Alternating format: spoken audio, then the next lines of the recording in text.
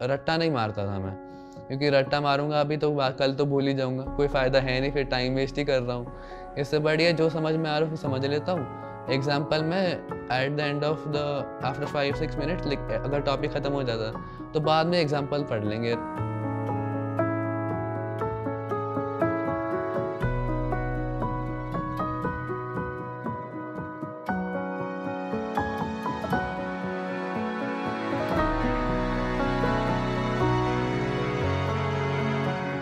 Hello everyone, welcome to chamomile TV toppers an initiative Unacademy.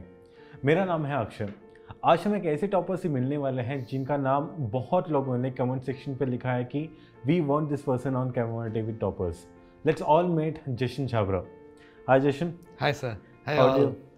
how does it feel to be in AIIMS Delhi right now? It's fantastic. That's great. So, as friends, we have Jashan Chavra here, जिन्होंने NEET 2021 में rank 5 हासिल किया। So let's all know his journey कि उन्होंने कैसी preparation की थी and उनकी पूरी जर्नी कैसी रही and how does it feel right now? So Jashan, how does it feel to be finally in AIIMS Delhi? Like इतनी सारी मेहनत के बाद, how does it feel to be there? It took a long time to get till here and it's not the end of the journey. मतलब आगे भी मेहनत करते जाने हैं, अभी तो ये जर्नी की शुरुआत है और मैं बहुत ही खुश नसीब हूँ जो यहाँ तक आ चुका हूँ, मेहनत के फल से ही सही। पर मुझे अच्छा लग रहा है यहाँ पर आके और काफ़ी नए लोगों से मिलने को मिल रहा है और इतना अच्छा एक्सपोजर मिल रहा है, तो I am very happy about it. Nice. So what's the best moment you had till now in AIIMS Delhi? The best moment till now was the first day. The first lecture, I mean, we were not really interested in the lecture, but we were interested in meeting our friends. अच्छा. So we made a lot of new friends and like got to know each other so well. Went back to the hostel and had a lot of fun there. अच्छा. And we still are having fun now also. So yeah, these are the golden moments जो होते हैं हमारे college days के. So you please do enjoy it and also please do cherish these moments for sure. तो अभी हम बात करते हैं कि आपकी फैमिली बैकग्राउंड क्या है एंड आपके घर पे कौन कौन है एंड ये नीट की एस्पिरेशन आपको कहाँ से आई? Okay, so basically my family hails from Bathinda, Punjab. अच्छा. I was born over there, and after that, before I used to study in Greater Noida. In Greater Noida, there was a school called Ryan International School. So I studied class 5 till there, and in class 6, my father got transferred to Mangalore, Karnataka. My father is a software engineer right now. He does not live with us, but me and my mother live alone in Mangalore. So I studied in Mangalore. I did my class 11th and 12th preparation, NEET preparation over there, and I studied from Akash Institute over there, and I got selected in NEET in among the first 5. तो आपने कब decide किया कि आपको NEET ही exam देना है? मैंने class 10th के बाद ही सोचा, क्योंकि उससे पहले इतना करियर ओरिएंटेड नहीं था मैं। ओके. उसके बाद मेरे को मतलब लोगों से पता चला कि मेडिकल फील्ड बहुत अच्छा है, वहाँ पे सोसाइटी को भी मदद करने को मिलता है। साइंस के साथ प्रोग्रेस करेंगे तो सोसाइटी को भी साथ लेके चलना पड़ेगा। That is something that is fascinating me right now as well. That's great. So you had this fascination for biology or for mathematics? Actually, I like both of them. Okay. I like physics, I like maths, I like biology as well, even chemistry. Oh, ऐसा कोई subject है नहीं कि मैंने आपको पसंद नहीं है? इंग्लिश स्कूल में Okay. थोड़ा ज़्यादा ही लिखना पड़ता था इसीलिए।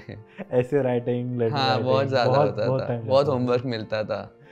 राइट.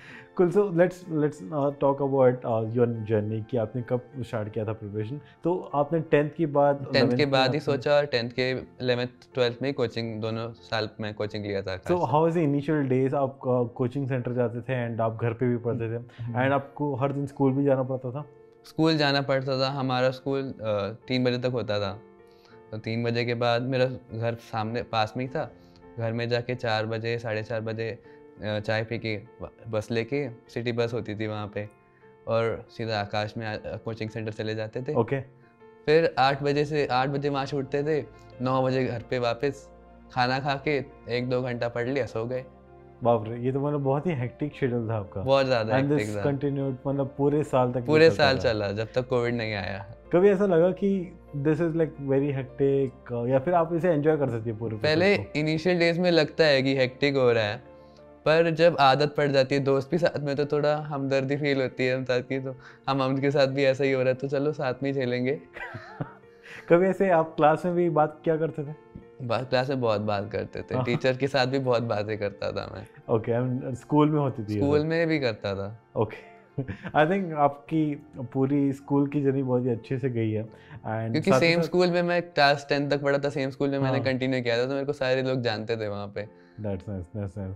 तो so when it comes to NEET, मतलब पढ़ना बहुत पड़ता है। जी। बट अकॉर्डिंग टू यू, आपका जो शेड्यूल था सिर्फ आपको 2 घंटे मिलते थे दिन में। जी। तो इसमें अपनी पूरी प्रिपरेशन हो गई आपकी? क्योंकि ज़्यादातर पढ़ाई मैं कोचिंग सेंटर में ख़त्म करके आ जाता था। ओके। जो पढ़ाते थे मैं ऑन द स्पॉट उसे समझने की कोशिश करता था, अगर नहीं समझ आता तो सवाल खुद करके देखता था और एक्स्ट्रा टाइम ले लेता था टीचर के से।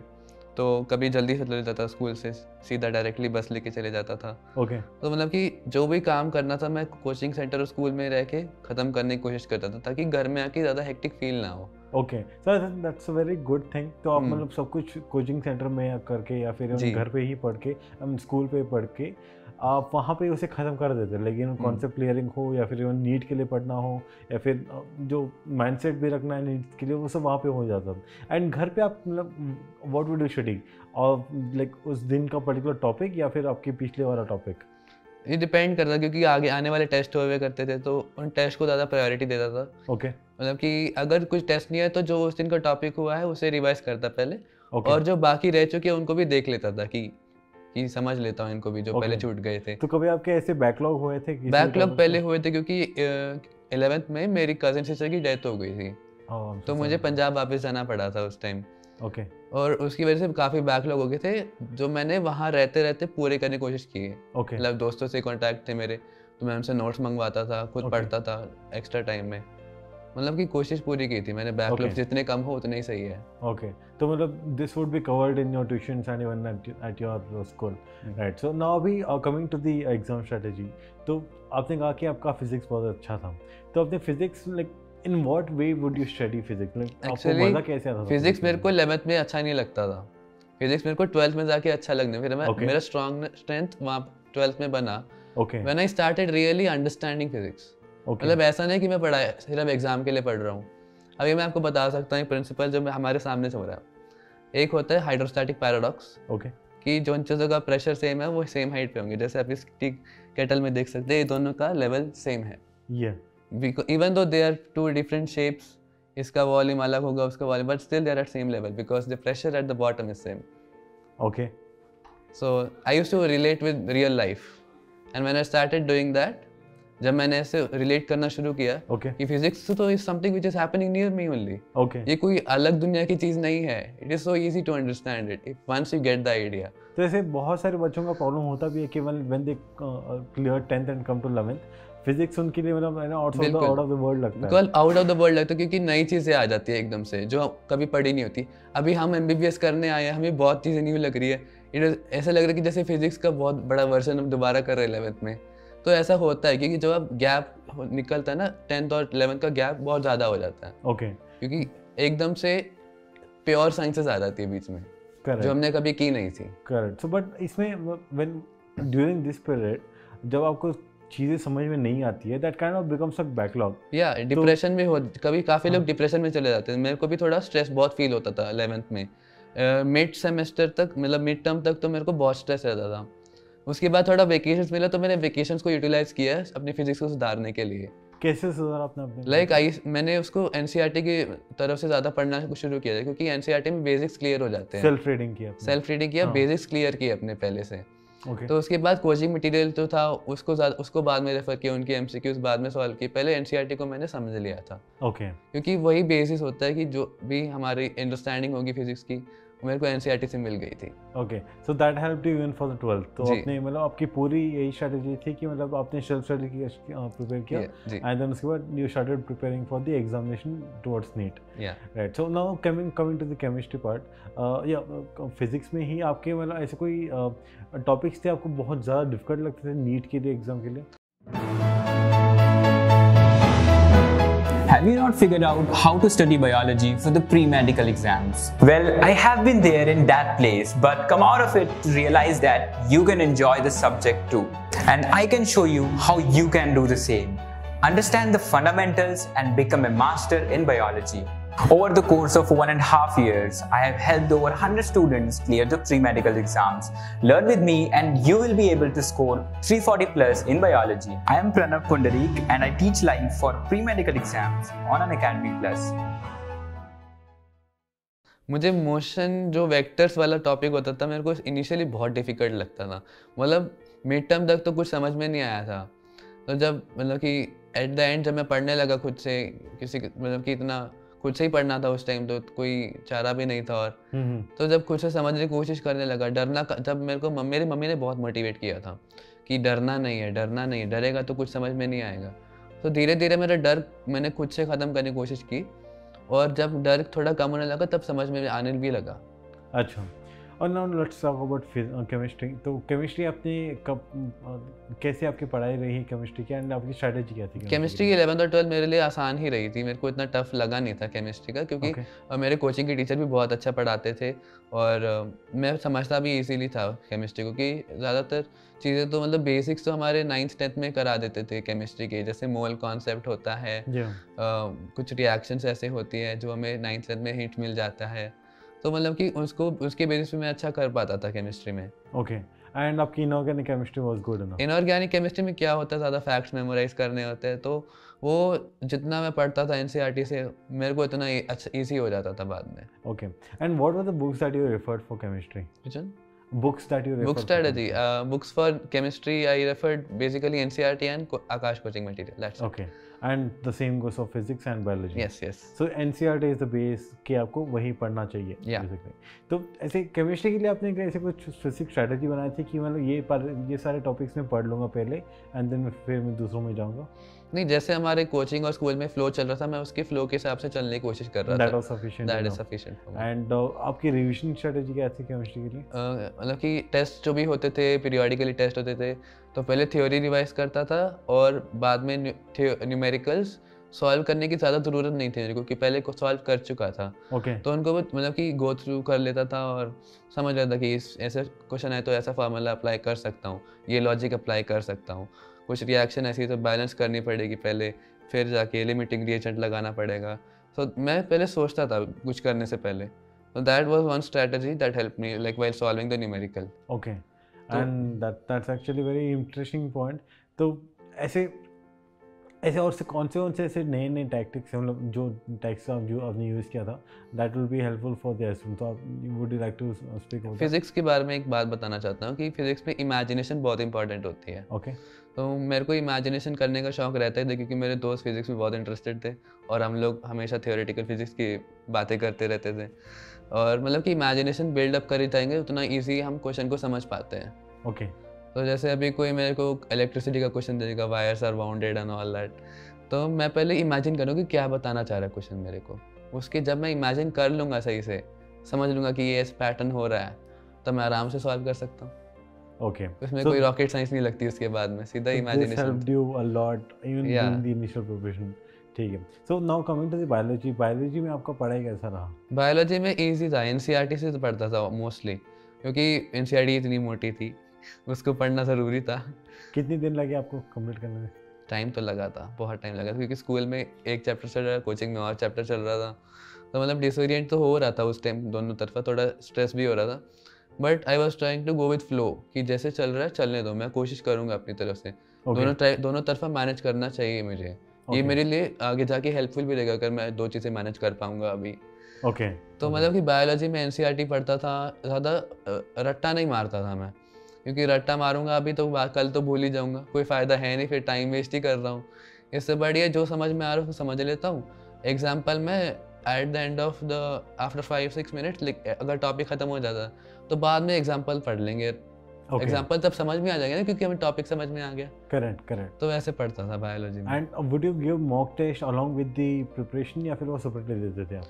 मॉक टेस्ट हमारे टेस्ट होते रहते थे आकाश में पीरियोडिकली, फोर्टनाइटली टेस्ट, तो वहीं पे रिवीजन हो जाता था। एक्स्ट्रा मॉक टेस्ट मैंने नहीं दिए इतने। ओके, एंड आपके इनिशियली मार्क्स कितने थे मॉक टेस्ट में? आपने कंप्लीट मॉक टेस्ट जब दिया था? जी, मॉक टेस्ट में मेरा 600 की बिलो कभी गया है नहीं था। ओके, फ्लक्चुएट करता था पहले 11th में बहुत, 630, 650, and my highest in 11th was 696 in the mock test. But when I came to 12th, तो थोड़ा अच्छा पढ़ने लगा, 700 क्रॉस करने लगा उस टाइम ओके फुल सिलेबस में, और धीरे धीरे कभी 720 टच भी किया था मैंने। ओके 710 715 की रेंज में रहता था मेरा। एनी पर्टिकुलर रीज़न कि आपका स्कोर हमेशा 600 प्लस ही रहा है हमेशा? क्योंकि मेरे कॉन्सेप्ट्स पहले से क्लियर होते थे ना, ओके तो मुझे मिस्टेक्स कहाँ होती थी जहाँ पर मेरे को कोई पर्टिकुलर बात याद न रह पाती थी, तो इन बातों में कभी कभी थोड़ा मिसमैच हो जाता था, थोड़ा मिस्टेक एमसीक्यूज में कभी कभी मार्किंग मिस्टेक्स होती थी मेरे से बहुत। मेरी मम्मी बहुत डांटती थी कि मैं बहुत केयरलेसली मार्क करता था आंसर्स को, तो कभी कभी आंसर मार्क करने में गलती कर देता था।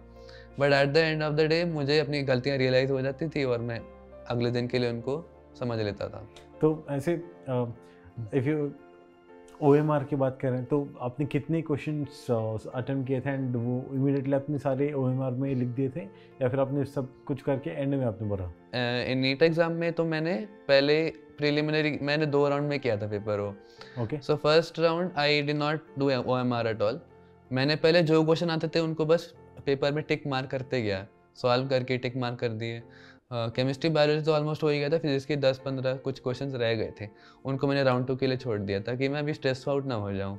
कितनी देर में आपका राउंड 1 खत्म हो गया था? विद इन 1 आवर हो चुका था मेरा round. Within 1 hour all the जल्दी जल्दी करता गया।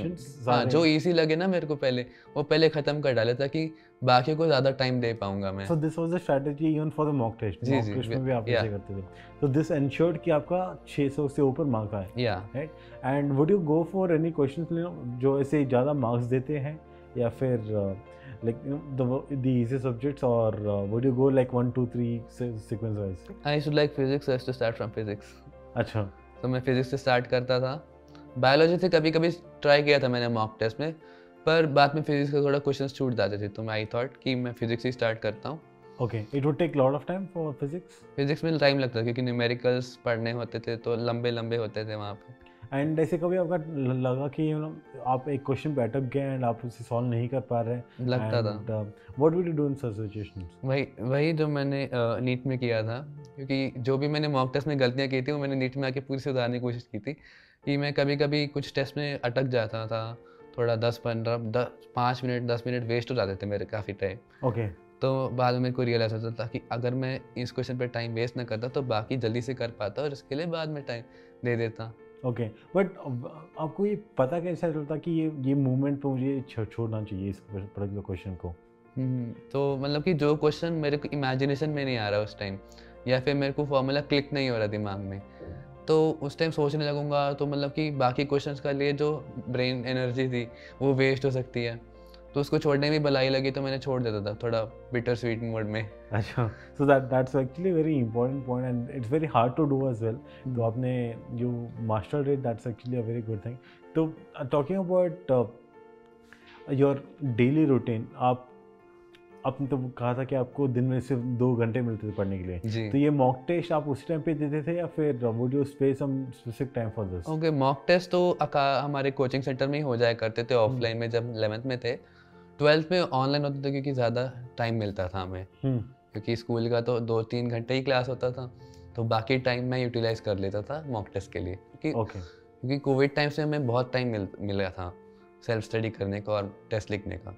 Correct. And now talking about your notes, तो आपने नोट्स कितने बनाए थे एंड सारे सब्जेक्ट्स बनाए थे या फिर इंडिविजुअली आपने जब हर एक कॉन्सेप्ट के लिए जब नोट बनाया तो कैसे आपने नोट्स बनाए? मैंने अपने सिर्फ लेक्चर नोट्स को रेफर किया था अभी तक, मैंने खुद के शॉर्ट नोट्स ऐसे कुछ नहीं बनाया था, क्योंकि मुझे लगा था कि अपने खुद के बनाऊंगा तो टाइम और वेस्ट हो जाएगा, इससे बढ़िया मैं लेक्चर नोट्स पढ़ लूँगा, टेक्स्ट बुक पढ़ के ख़त्म कर दूंगा।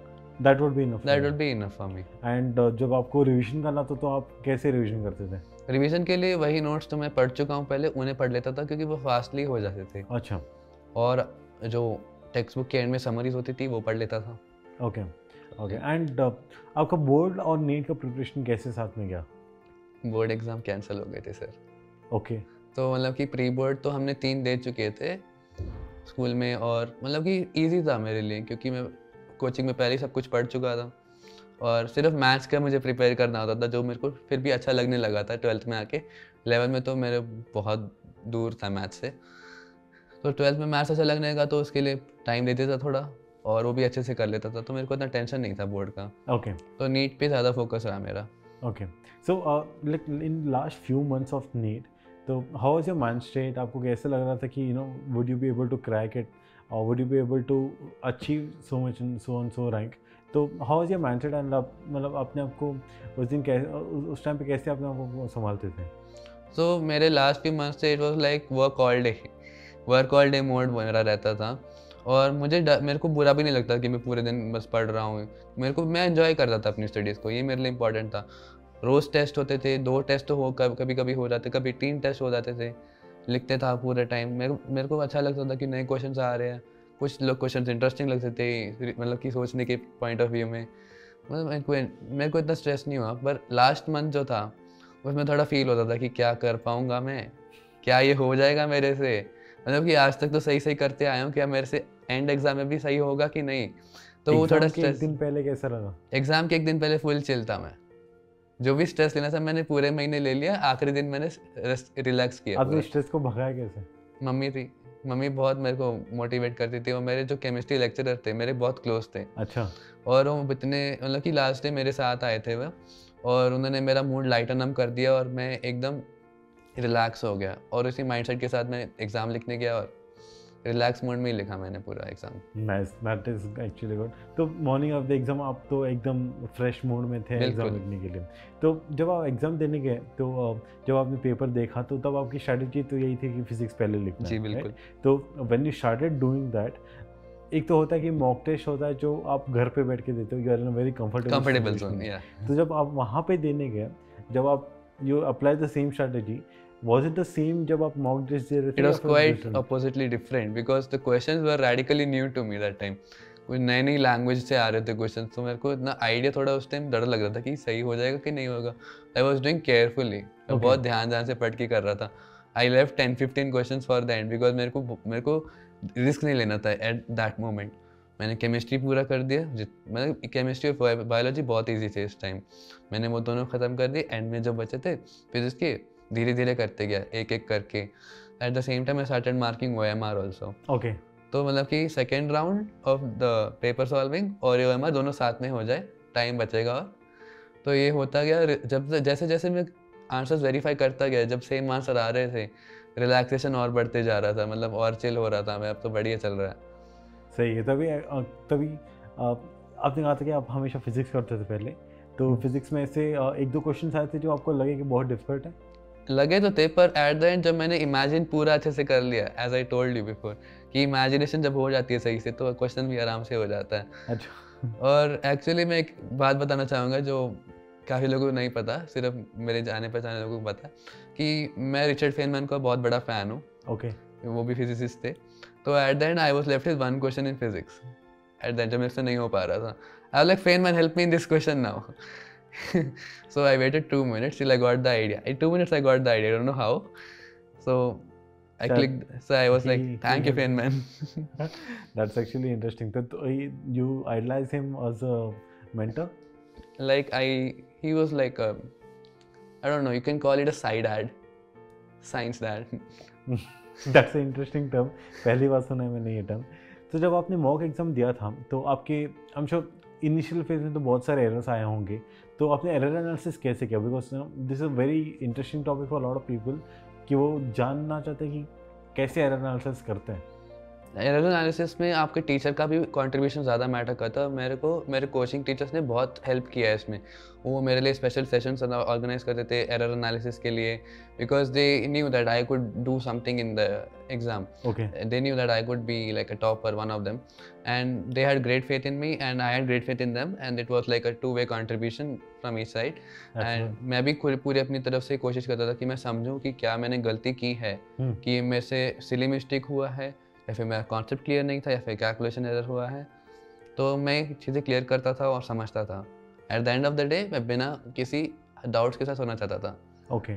So you had mention that you know आपने मॉक टेस्ट में बहुत सारे ऐसे मिस्टेक्स किए थे जो आपने फाइनल एग्जाम में नहीं किए। तो ऐसे कौन से मिस्टेक्स हैं जो हमें अवॉइड करना चाहिए ऐसे, एंड बट हो जाती है यूजुअली, लेकिन OMR में भरना is also very big mistake, and ऐसे आप रैंडमली भी लिखने जाओ तो हो जाती है एरर। तो how do you reduce these errors? तो जल्दबाजी, जैसे आपने मेंशन किया, जल्दबाजी में हम OMR में बहुत मिस्टेक कर देते हैं। तो मैंने ये बनाया था कि पहले क्वेश्चन से एक बार सॉल्व कर लो, जो ईजी है उनको ख़त्म कर दो पहले, और जो टफ़ नहीं हो पा रहे उनको थोड़ी देर छोड़ दो और बाकी की OMR मार्क करके रख लो। ओके। तो ये मैंने मॉक टेस्ट में यूज़ किया था। और बाकी जो फिजिक्स जो क्वेश्चन रह जाते हैं उन्हें बाद में सोच समझ के पहले कर लो और उनको साथ साथ मार्क कर लो, ताकि आपका टाइम वेस्ट ना हो। एट द एंड आप सिर्फ OMR मार्क करते समय, अगर आप एंड के लिए छोड़ देंगे OMR तो मार्क करते समय जल्दी जल्दी करेंगे, क्योंकि एग्जामिनर आने वाला होगा लेने के लिए। करेक्ट। एंड कुछ क्वेश्चन आपने मार्क किए होंगे पेपर में, पर OMR में मार्क कर नहीं पाते। फिर ये मिस्टेक्स काफ़ी बार हो चुकी है मेरे से, तो मैंने उसको आने वाले टेस्ट में मतलब कि रेक्टिफाई किया, जल्दबाजी कम की, और मतलब कि प्रेजेंस ऑफ माइंड को मैंने ज़्यादा बढ़ाने की कोशिश की। कभी कभी सिली डिस्ट्रैक्शंस अवॉइड की कि हाँ। दूसरा बच्चा क्या लिख रहा है, कैसे मतलब कि कुछ एक्सप्रेशन कर रहा है, ऐसा कुछ नहीं देखना मेरे को। मैंने अपने खुद के प्रेजेंस ऑफ माइंड को बढ़ाने की कोशिश की कि ये क्वेश्चन ऐसा है, इसका क्वेश्चन हम जल्दी सॉल्व कर सकते हैं कैसे, कुछ शॉर्टकट होना चाहिए इसका। मतलब कि प्रेजेंस ऑफ माइंड बहुत ज़रूरी है, बहुत धीरे डेवलप होती है ये क्वालिटी, और मतलब कि जब बिल्ड होती है तो मतलब कि बहुत देर तक चलती है फिर। अच्छा, तो this also comes with determination and आपका मतलब आप कितना चाहते हैं कि आप नीट क्लियर कर रहे हैं। तो इसमें ना not just about you, this also comes कि आपकी मम्मी ने आपको कितना ये किया था एंड आपके पेरेंट्स ने जो भी आपको सपोर्ट किया था during exam, that matters a lot. क्योंकि आपने बहुत बार बोला है कि आपकी मम्मी ने भी आपको चेयर अप किया जब आपके फिजिक्स बनने रहे थे, तो उनका रोल कैसा रहा and during this 2 years how were they feeling, what was their journey? मेरी मम्मी ने मुझे बहुत मोटिवेट किया। जब से मेरी मम्मी मेरे को 10th तक पढ़ाती आई थी, उनका खुद का ट्यूशन सेंटर है। ओके। तो मैं उनसे पढ़ता था खुद, मेरे को टाइम नहीं दे पाती थी ज़्यादा, फिर भी मैं उनके साथ पढ़ लेता था। और 11th-12th मुझे खुद ही पढ़ना था, क्योंकि कोचिंग ज्वाइन कर ली थी और टाइम भी नहीं मिलता था इतना। But she was always there for me as a support system, moral support. मेरे को हर बात में सपोर्ट करती थी कि मैं नीचे ना जा पाऊँ। ओके। क्योंकि वो चाहती थी कि उनकी ड्रीम्स नहीं, वो भी डॉक्टर बनना चाहती थी मेरी मम्मी, पर वो बन नहीं पाई।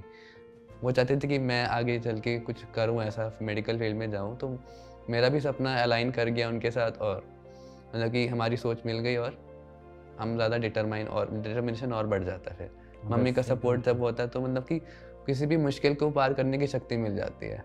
तो या that's actually very motivating thing, आपकी मम्मी ने आपको बहुत सपोर्ट किया है वैसे। And now coming to the one interesting point, during the whole 2 year preparation, it's not like ऐसे ही निकल जाता टाइम। 2 साल बहुत होता है, एंड इस 2 साल में ना there are 2 things which will definitely happen for a person. एक तो है कि you lose your dream कि मतलब मुझे वो करना है, and then at some point you get to a low point. And दूसरा ये भी होता है कि यार कितना पढ़ना है, कितना पढ़ना, राइट? सो ये ऐसे बहुत सारे लोगों को लगता भी है। And you I am sure you also went to some couple of low points, and जो भी दूसरे स्टूडेंट्स पढ़ रहे होंगे अभी, वो भी उस पॉइंट पे होंगे। सो what did you do on those particular point, and कैसे आपको मोटिवेटेड रखा अभी? तो मेरी प्रिपरेशन बहुत लो पॉइंट्स थे। सिलेबस को लेकर टेंशन बढ़ जाती थी कभी, तो एक आने वाले टेस्ट में जो सिलेबस नहीं कवर हो रहा था, तो जो सब चीज़ समझ नहीं आ रही थी उसका सिलेबस पे टेस्ट है, और इतना चीज़ एक साथ बर्डन हो जाता था। कभी दोनों स्कूल का टेस्ट और कोचिंग का टेस्ट एक दिन में होते थे, तो उनको कर पाना थोड़ा मुश्किल लगता था और हेक्टिक भी बहुत रहता था। और फिर जब अगले दिन मार्क्स कम आते थे, स्कूल में कम आते थे या कोचिंग में कम आते थे, तो उसका भी आफ्टर इफेक्ट होता था कि थोड़ा सैड रहता था। तो इनको लो पॉइंट को ओवरकम करने के लिए मेरी मम्मी ने तो सपोर्ट दिया ही, और साथ में फ्रेंड्स मैंने बहुत सपोर्ट किया है। मेरे बहुत अच्छे फ्रेंड्स थे, कम ही थे, पर मेरे को बहुत सपोर्ट करते थे और मैं भी उनको उतना ही सपोर्ट करता था। Would you like to give some message to your mom and your friends? Mummy and friends, hi, okay, I'm missing you all and I would like to meet you soon and thank you very much. आप सबकी वजह से मैं यहीं पे आया हूँ। That's great. So during this preparation आपने hobbies रखी थी कुछ, like did you play any physical sports or? I used to play cricket a lot, but Okay. as COVID came, all things stopped. I used to like play in my house. I used to take my ball and just do balling practice and all that. ये सब करता था, और football भी थोड़ा खेल लेता था स्कूल में। फुटबॉल खेलने में मज़ा आता था, गोलकीपर था। Okay. टीम का बेस्ट गोलकीपर एक बार बन गया था। That's great. फिर बाद में थोड़ा कम हो गया फुटबॉल खेलना, क्योंकि क्लास मेंबर्स कम आने लगे। Okay. तो मतलब हॉबी तो अभी भी है, क्रिकेट Okay. फुटबॉल अभी भी थोड़ा खेल लेते हैं। So whom do you idolize in cricket? Cricket में अभी आइडलाइज तो कोई नहीं करता। मैं मतलब आइडलाइज क्या ही करना, सारे हमारे जैसे ही तो है, खेलते ही है, वो भी सीख ही रहे हैं एक्चुअली। तो इस चीज़ में आइडलाइज नहीं करता, जो भी खेल रहे हैं अच्छा खेल रहे हैं। That's great. So, coming to this particular point, कि मतलब lot of people have this thing कि आपको hobbies छोड़नी पड़ती है for exam purpose. Ji. Is it true? 10th के बाद मेरी दोनों हॉबीज एक्चुअली छूट सी गई थी। Okay. 11th में इतना स्ट्रगल शुरू हो गया था, कोचिंग वगैरह, तो एक टाइम नहीं दे पाता था। तो थोड़ा सोशल मीडिया पे थोड़ा एक्टिव होने लगा, थोड़ा 15 मिनट लगा वीडियोस देख लेता था यूट्यूब पे, कुछ फनी मजाक वाला कर लेता था दोस्तों के साथ। तो स्कूल में मतलब कि मस्ती ज़्यादा करते थे हम, वो मेरी हॉबी थी एक तरह So, से। during your preparation आप de-stress कैसे होते थे? वही म्यूज़िक ज़्यादा सुनता था बहुत। Okay. लाइक मेरे को slow music, like inspirational music, Avicii was my best. Okay. He is my favorite, even though he's no more, but I still like him. उनका म्यूजिक मेरे को अभी भी बहुत स्ट्राइक करता है। Okay, that's great. So that's about the complete preparation journey, and I'm sure जो भी आपने points बताया, a lot of people will understand कि क्या क्या थी, and they will also put up their particular effort in putting up their own strategy. Because हर किसी की अलग अलग strategy होती है. So I'm sure they will also take up some notes. And if you have any other doubts or any other comments that you want to put up कि कैसे preparation करना चाहिए, क्या होना चाहिए, नीट में कैसे अपने आप को ऊपर रखना चाहिए, और any kind of doubts in terms of preparation, you can put down in the comment section, and they will definitely take up that and answer for you. So now going to the rapid fire round. मैं आपको थोड़े questions पूछूंगा जो आपको मतलब immediately quick answer देने पड़ेंगे. So these are not schedule related, not NEET related, so these are pretty fun one. तो आप थोड़े क्वेश्चंस चूज कर सकते हैं. Okay, so the first question, what do you think makes you a good friend? The ability to give my time anytime. Wow. Like 3 a.m. friend? Huh? Like a 3 a.m. friend? Yeah. That's nice. Next question. So what is something that you improve at? Like आपने ऐसा क्या improve किया है last year में, or even in the last few days? थोड़ा serious हो गया था पढ़ाई को लेके. Okay, that's a big improvement actually. Okay, so next question. Describe a time you really felt very brave, like very brave, really brave. Brave. The time I sneaked out, I don't know when I felt brave. When I held a snake. Wow, कौन सा पकड़ा था? Like a snake catcher was there along with me, okay. And near my house there was a cobra, and I took it by tail. The guy took it by the head. So I took a picture with it. That was like a brave moment for me. Oh, that's a very unique and interesting story I heard. So the next question. What is something that you wanted to do but you haven't done it yet? I wanted to do some sort of experiments in physics. Any particular physics experiment? I have done one already in school. It was a simple one, Wilberforce pendulum. Achha. Like ting ting. We did that, me and my friend. And I also wanted to go into theoretical physics actually. Oh, okay. It was second choice next to medicine. Okay, that's a very interesting field, and I'm sure आप करोगे उसके ऊपर कुछ. So then the last question. When was the last time you thought of a solution to a problem, and वो क्या solution था? I don't know. I don't remember a particular problem like that. I can give you a problem. Okay. आपके marks कम आ रहे थे and आपने marks increase कैसे किए? At the same marks. Okay, yeah, mock test में. Mock test में marks कम आए.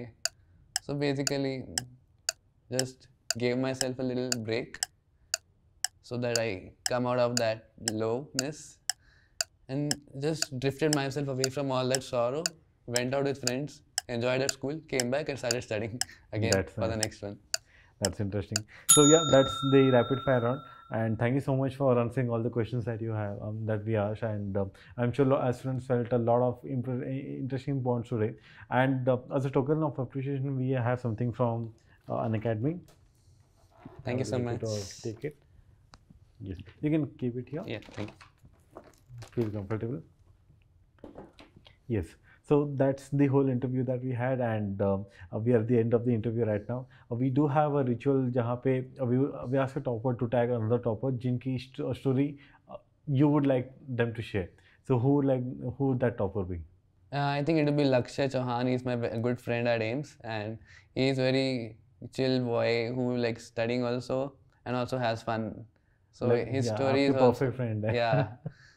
So that's great. So Lakshay, we will definitely have you on Camera TV Toppers, and keep looking for a call, and we'll definitely call you here. So yeah, that was about the interview. So any particular message that you would like to share with the aspirants? So one particular message: don't run after marks, run after knowledge, as you might have heard in 3 Idiots. That's all. Nothing That's much. good. That's very interesting and motivational message since many days. So I'm sure that is actually very true as well. So yeah, so that's about the end of the interview, and thank you so much for coming here, and yeah, best of luck for your future. Thank you, sir. Thank you all.